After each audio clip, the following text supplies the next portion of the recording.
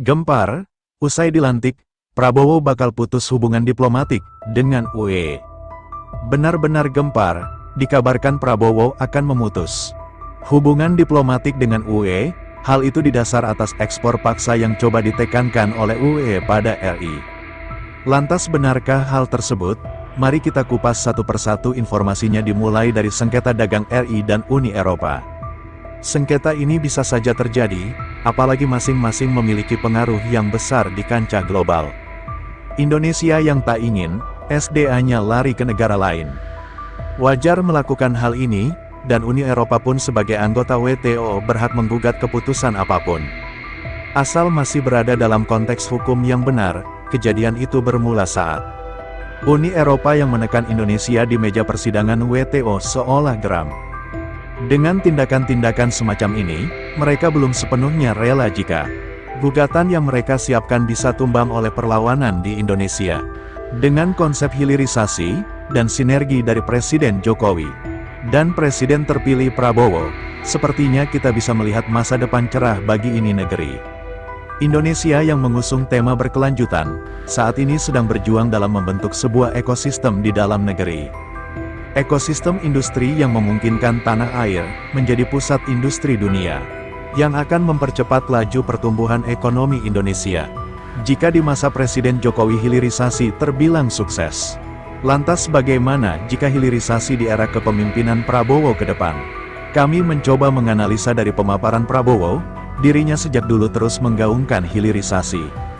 Bahkan dengan berani Prabowo mengatakan bahwa Indonesia tak keberatan jika harus diboikot Uni Eropa. Bahkan kata dia, membalas dengan tegas dengan ucapan, "Alhamdulillah, ini adalah sebuah pernyataan berani dari seorang yang memimpin Indonesia." Dari sini kita punya gambaran bahwa Prabowo tak akan tunduk dan tergiur dengan kerjasama yang menguntungkan asing, tentunya dengan background militer yang mumpuni.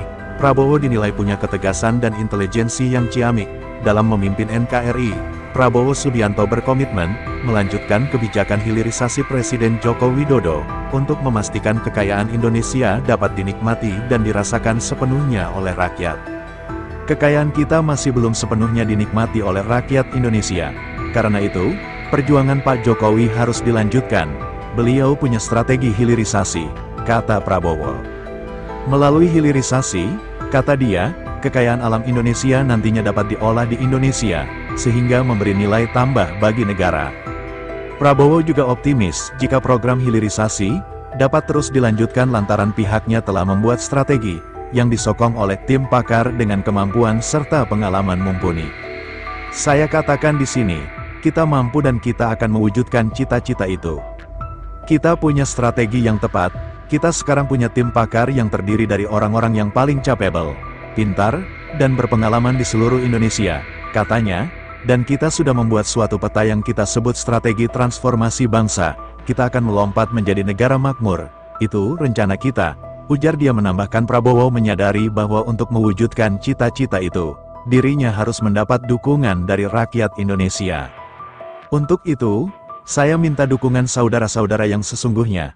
Saya minta para hadirin di sini dengan seluruh koalisi Indonesia Maju, serta relawan, bahu-membahu dan kompak menggerakkan, katanya.